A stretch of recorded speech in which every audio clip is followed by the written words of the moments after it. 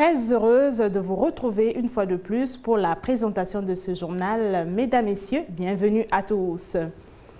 70 ans de service et de sacrifice, c'est sous ce thème que la communauté internationale célèbre le 29 mai la journée des casques bleus de l'ONU. Occasion pour cette communauté de rendre hommage aux soldats onusiens tués dans leur mission. Cependant, au regard de leur déploiement dans des pays à conflit, comment les populations brazzavilloises apprécient-elles l'action de ces casques bleus sur le terrain? Élément de réponse dans ce reportage de Ulrich Azobi et Eric Kabamba. Ils sont connus sous ce nom de casques bleus conformément à leur habillement. Ces soldats internationaux ont une mission bien connue du public et leurs champs d'action ne peuvent passer inaperçus. On a créé ce corps de casques bleus pour faire face aux crises qui se déroulent un peu partout dans le monde. En fait, les casques bleus, en réalité, je peux définir ça comme si étant une intervention, une intervention militaire. Souvent, ils apparaissent dans les zones ou bien dans les secteurs qui ont des conflits. Mis en place en 1948 par les Nations Unies, les casques bleus ont reçu une mission noble et salutaire. Quand ils interviennent dans une région quelconque, c'est pour venir pacifier le pays. Parce que les casques bleus, c'est une force militaire, d'accord, qui arrive dans des zones où l'autorité de l'État n'est plus respectée. Et donc à ce moment-là, ils arrivent pour apporter une aide conséquente. Le maintien de l'ordre et la restauration de l'autorité de l'État dans des nations en proie aux conflits armés, les missions des casques bleus onusiens sont d'autant plus délicates que leur efficacité est souvent mitigée. Il n'y a pas de poids, de mesure. Il y a des pays où, tel que la Centrafrique, il n'y a pas trop d'efficacité là-bas. On a vu ce que ça a donné. Ça s'enlise, ils sont là, on ne sait pas trop pourquoi. Entre réussite et échec, les interventions des casques bleus laissent souvent à désirer dans un pays comme la RDC où la MONUSCO est présente depuis près de 20 ans. Une présence sans résultat positif à en croire ces hommes qui pensent que l'ONU a toujours un agenda caché. Ils n'ont rien fait en RDC, ils n'ont rien fait en RDC. Ça fait combien de mois, combien d'années, pardon? Plus de 16 ans. Ils sont là, ils viennent toujours pour voler les minéraux, ils partent pour eux. Donc les casques bleus, c'est 0 sur 10. Mais je crois que ce n'est pas la faute des militaires sur le terrain. C'est les ordres qui reçoivent. Lorsque on vous dit que par tous les moyens, éviter la force. Parce que quelque part, la force résout des problèmes. Pillage des ressources naturelles ou non, les casques bleus ont toujours payé un lourd tribut dans des pays où ils interviennent. Depuis 1948, on note 3700 soldats onusiens qui ont déjà perdu la vie sur le théâtre des opérations de maintien de la paix, soit 129 hommes et femmes en 2017. Plus que 2 semaines avant le déroulement des épreuves du baccalauréat général session de juin 2018, nos reporters se sont rendus à la Direction générale des examens et concours où le directeur des systèmes d'information et de communication, Arsène Boukita, a assuré que tout est fin prêt. Les détails dans ce reportage de Vivas Mambouana. Regard braqué sur les listes, ces candidats ont fait le déplacement à la direction des examens et concours DEC pour vérifier leur nom et centre d'examen sur les listes affichées. Si certains retrouvent facilement leurs identités, chez d'autres par contre, c'est l'inquiétude qui s'installe. Je suis venu ici à la DEC parce que nous avons un problème de centre du baccalauréat. Bon, le nom sur les listes définitives, à l'école j'avais vu ça, mais sur les listes de centre, je n'ai pas retrouvé ça. Je suis parti voir le proviseur. Le proviseur nous a dit de fouiller partout dans Brazzaville. Hier, j'ai fouillé partout dans Brazzaville. Même aujourd'hui, je viens même du lycée Agostine Oneto. Je viens de là-bas, j'ai fouillé dans toutes les communes, je n'ai même pas vu ça. Nous sommes totalement démoralisés parce que, imaginez, nous avons tout fait, mais à la fin, là, vraiment, nous sommes un peu tourmentés. Abordé sur la question des erreurs et absence de nom sur les listes, le directeur des systèmes d'information et de la communication de la DEC rassure. Alors, si déjà, pendant les listes provisoires, un nom n'apparaît pas, il est évident qu'il n'apparaîtra pas dans les listes définitives. Mais les dispositions sont prises pour que chaque candidat vienne regarder les listes provisoires. Alors, dans tous les cas, il s'agit d'un candidat, c'est-à-dire que quelqu'un qui avait déposé son dossier en bonne et due forme à la direction des examens et concours, il doit nécessairement avoir un reçu d'inscription. Donc, si, même jusqu'à présent, si son nom n'est pas affiché, ne se trouve pas dans les listes, pourvu qu'il présente le reçu d'inscription, on l'intégrera. En ce qui concerne l'informatique, les sujets et la logistique cette année, une nette amélioration est constatée par rapport aux années antérieures. Les travaux préparatifs ont largement avancé. En ce qui concerne l'informatique, les fiches d'anonymat des candidats au bac sont prêtes. Elles ont déjà été livrées à l'équipe pédagogique, donc les enfants peuvent aller en classe. Du côté de la direction des examens et concours, les sujets sont quasiment prêts et nous sommes là en train de préparer la logistique pour faire partir les jurys. Donc du point de vue organisationnel, la direction des examens et concours, le ministère et toutes les entités qui interviennent pour que les examens aient lieu sont prêtes. Les jurys choisis pour superviser les examens à l'intérieur du pays ont la période du 6 au 11 juin prochain pour se rendre dans leurs centres respectifs, puisque les épreuves débutent le mercredi 13 juin. Et du côté de la direction des examens et concours techniques et professionnels où notre équipe de reportage s'est rendue, tout est fin prêt aussi pour le démarrage de ces épreuves écrites. César Bobéi et Anthony Goza. Plus qu'une semaine, les épreuves du baccalauréat technique session de juin 2018 seront lancées sur toute l'étendue du territoire national. À la direction des examens et concours techniques et professionnels DEC Technique, tout est fin prêt pour le bon déroulement de cet examen d'État.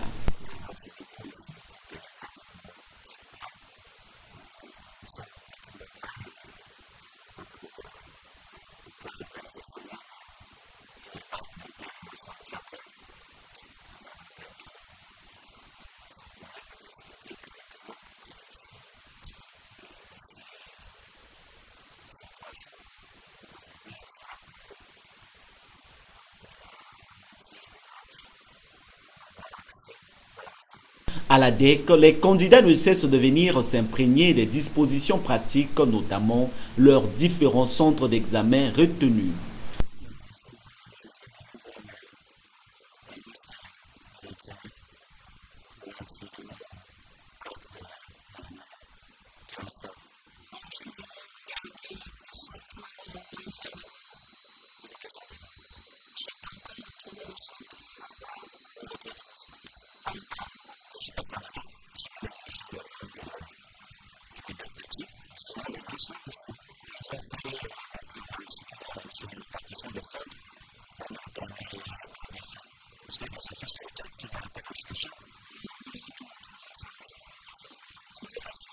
Le directeur des examens et concours techniques et professionnels invite tous les candidats de Brazzaville à faire le déplacement de la DEC technique pour être déjà fixés sur les centres d'examen.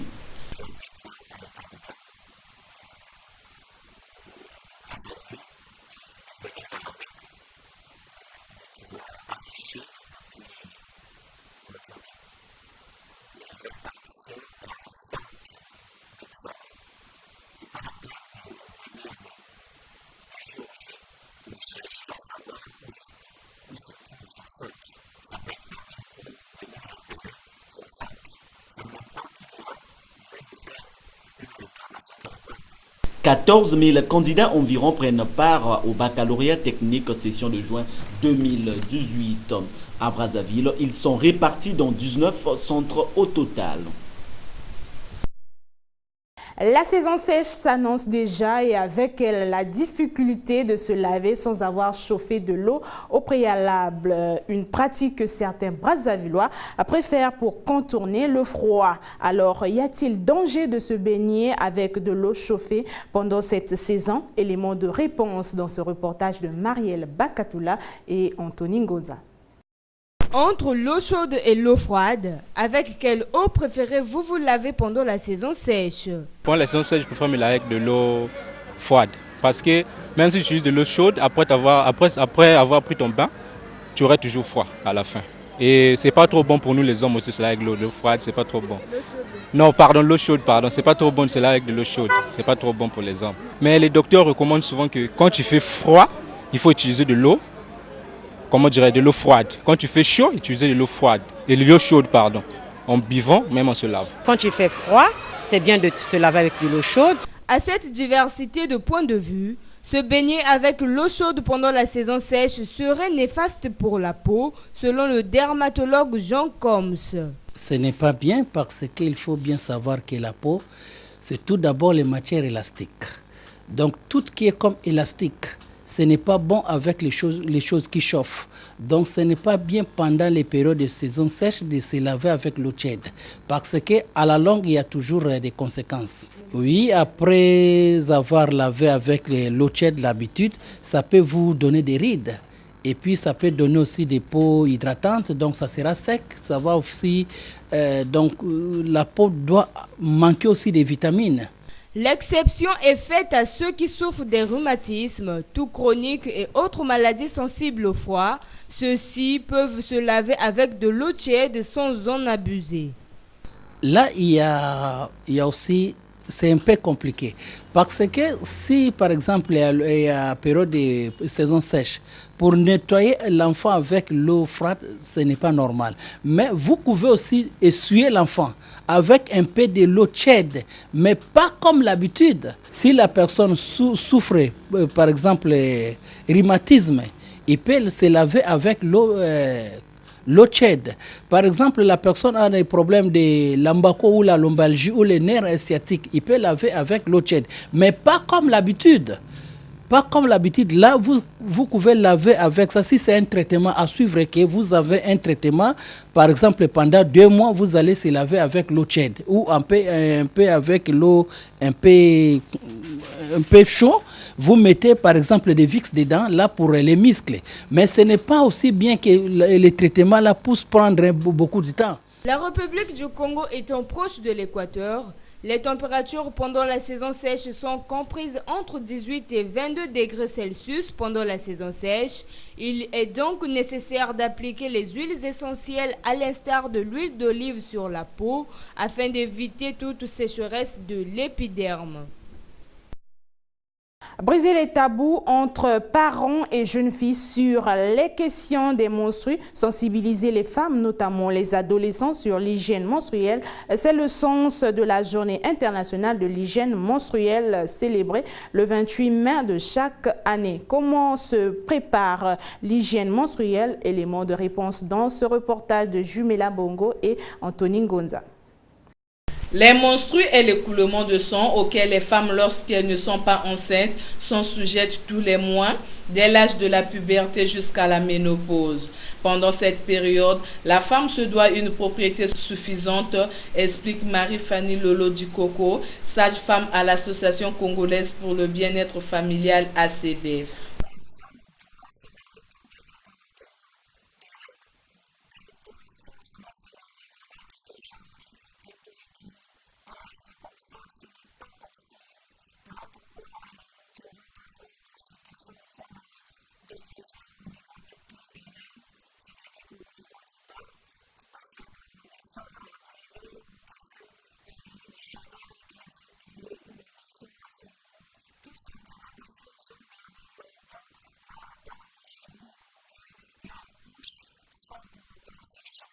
Au cours de cette période, certaines femmes utilisent les bandes hygiéniques, les couches à jeter. D'autres, par contre, faute de moyens, utilisent les morceaux de tissu, ce qui est normal selon la sage-femme, mais à condition qu'ils soient propres.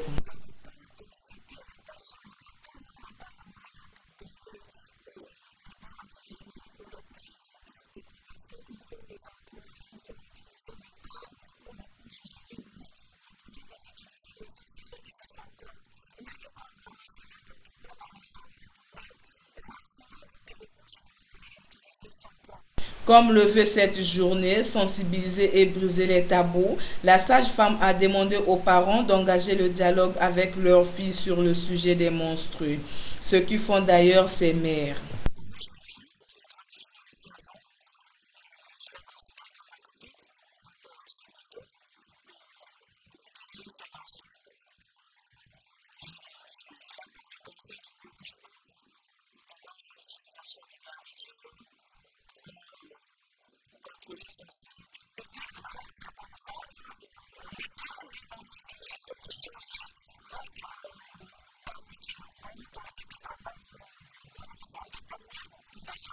Pour ces jeunes filles que nous avons rencontrées dans la ville, en tout cas, chacune pratique l'hygiène menstruelle à sa manière.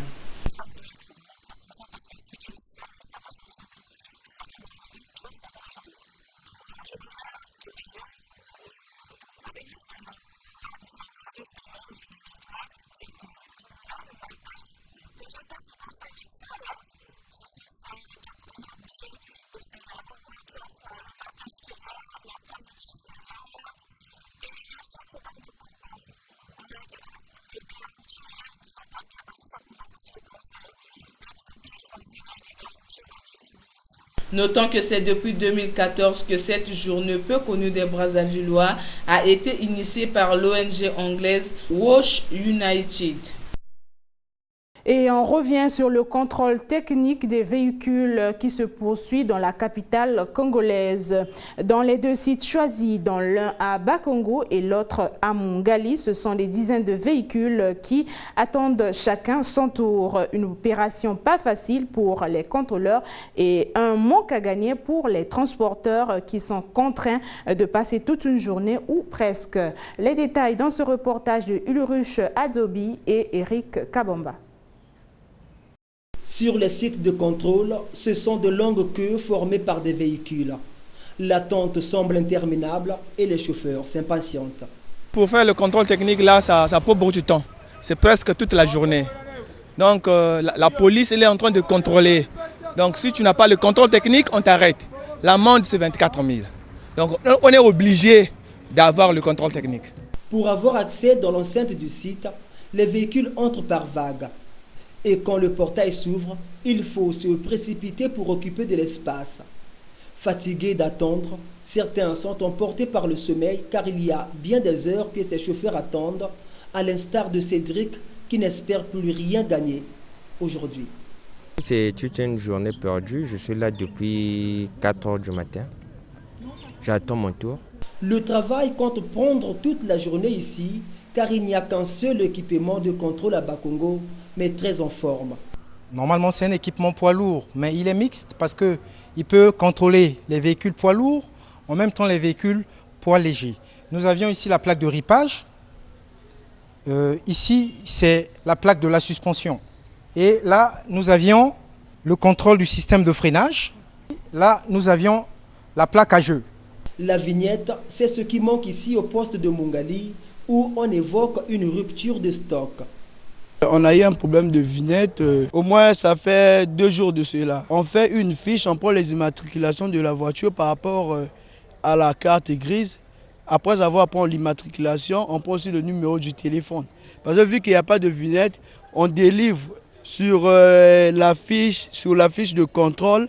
Nous avons une place, on indique quelque chose qui est certifié, une partie qui est certifiée, on a un certificat de contrôle qu'on donne au chauffeur. Après avoir pris les numéros par ce certificat de contrôle, la police ne peut plus prendre en contradiction avec les chauffeurs, donc ils sont en ordre. Maintenant, comme nous avons leurs numéros, on a l'obligation de les appeler pour venir pour la vignette. Mais au courant de la semaine déjà, la situation serait vraiment cohérente, serait bonne. En attendant l'appel, c'est ce petit papier agrafé au bas de ce document qui servira provisoirement de vignette. Une fois le contrôle fini, le véhicule reviendra dans 3 mois pour les transporteurs et 1 année pour les voitures personnelles. En sa qualité de président du comité de haut niveau de l'Union africaine sur la crise libyenne, Denis Sassou Nguesso prend part ce mardi à Paris à la conférence dédiée à la crise en Libye. Le chef de l'État, Denis Sassou Nguesso, est arrivé dans la capitale française dans la nuit de lundi. Un reportage de la presse présidentielle. À l'invitation du président français Emmanuel Macron, le chef de l'État congolais Denis Sassou Nguesso est arrivé à Paris lundi 28 mai par l'aéroport Le Bourget à 21h40 heure de Paris pour prendre part aux côtés d'autres dirigeants à une conférence consacrée à la crise libyenne ce mardi 29 mai. Président du comité de haut niveau de l'Union africaine sur ce conflit, Denis Sassou Nguesso a multiplié des initiatives entre les parties libyennes depuis qu'il avait été chargé de cette mission par ses pairs africains le 8 novembre 2016 à Addis Abeba. La complexité de ce conflit qui préoccupe au plus haut point la communauté internationale justifie pourquoi toutes les initiatives pour y mettre un terme doivent être mises en commun et les acteurs concernés associés à toutes les concertations. C'est dans le même esprit qu'il s'est tenu du 11 au 13 mai dernier à Dakar au Sénégal, sous l'impulsion de la Fondation Brazzaville, une réunion dédiée à la Libye. En invitant le président Denis Sassou Nguesso à la conférence de Paris, Emmanuel Macron montre combien le comité de haut niveau de l'Union africaine sur la Libye a un rôle à jouer dans cette crise aux conséquences multiples et qui n'a que trop duré. La conférence de Paris de ce mardi 29 mai réunit autour du pays organisateur les représentants de l'Union africaine, de l'Union européenne, de la Ligue arabe, de la Turquie, du Maroc, de l'Algérie, de l'Égypte et le chef de mission des Nations Unies en Libye. Une vingtaine de délégations et 4 chefs d'État africains se sont réunis ce matin à Paris autour du président français Emmanuel Macron en présence des principaux acteurs libyens en vue de trouver la voie de sortie politique de conflit qu'a fragilisé le tissu social en Libye. Parmi les dirigeants africains, le Congolais Denis Sassou Nguesso. Il s'est ouvert ce matin à Paris, au Palais de l'Élysée, la conférence internationale sur la Libye. Une vingtaine de délégations prennent part à cette conférence, dont 4 chefs d'État africains. Mahamadou Issoufou du Niger, Idriss Déby Itno du Tchad, Béji Caïd Essebsi de la Tunisie et Denis Sassou Nguesso du Congo, président du comité de haut niveau de l'Union africaine sur la Libye. Cette conférence a réuni autour du président français Emmanuel Macron les principaux acteurs politiques et militaires libyens pour une éventuelle sortie de crise de ce pays aujourd'hui coupé en deux. D'un côté, un gouvernement d'union nationale basé à Tripoli, dirigé par le Premier ministre Fayez al-Sarraj. De l'autre, un parlement siégeant à Tobrouk, à l'est du pays, lié au maréchal Khalifa Haftar, qui contrôle le croissant pétrolier. Haftar, qui s'est imposé comme un interlocuteur incontournable, bénéficie du soutien de la France. Pour sauver la Libye, 2 approches sont mises sur la table des discussions. La position de l'Union africaine qui recommande la tenue d'un dialogue inter-libyen assorti d'une réconciliation nationale et de l'organisation d'un référendum constitutionnel avant d'aller aux élections générales. La seconde approche est celle de la France qui voudrait aller très vite aux élections législatives et présidentielles d'ici à la fin de l'année. Une démarche boudée par certains acteurs libyens. La conférence de Paris sur la Libye, qui a l'avantage de débattre de l'avenir de ce pays en présence des hommes clés de cette crise comme le maréchal Khalifa Haftar et le Premier ministre Fayez al-Sarraj et bien d'autres acteurs, devrait concilier les démarches de l'Union africaine et de la France. L'Afrique n'est-elle pas nostalgique d'une Libye paisible et stable, une Libye réconciliée avec elle-même, une Libye forte de tout son potentiel pour reprendre pleinement sa place en Afrique et dans le monde? Et voilà qui met fin à cette édition et en clôture par ce dicton qui dit « La charité bien ordonnée commence par soi-même ».